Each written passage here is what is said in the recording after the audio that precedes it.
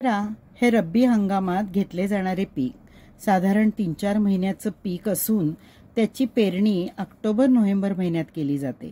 साधारण महिनाभराने रोपाला फुले येऊ लागतात आणि 1.5 ते 2 महिन्यात रोपाला घाटे लागतात।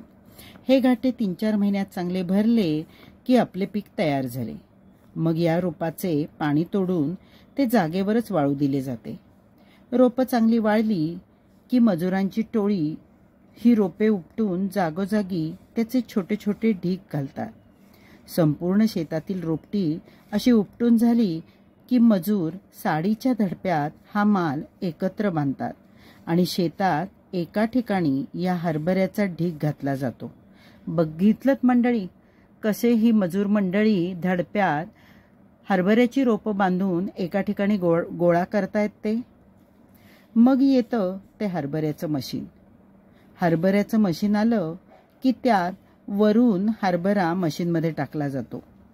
हे मशीन हरभऱ्याच्या घाट्यातील हरभरा वेगळा करते। तो मशीनच्या खालच्या भागातून पाटीत पडतो आणि साईडने हरभऱ्याच्या रोपाचा इतर भाग पाचटासारखा बाहेर पडतो। हा तयार झालेला हरभरा पोत्यात भरून त्याचे पॅकिंग करतात। मग एकतर होलसेल दरात दलालाला हा हरभरा विकला जातो किंवा रोखीने येईल तसं ग्राहकाला जागेवर विकला जातो। बाजूला पडलेले हरभऱ्याचे पाचट गुरांना खायला म्हणून वापरला जाते।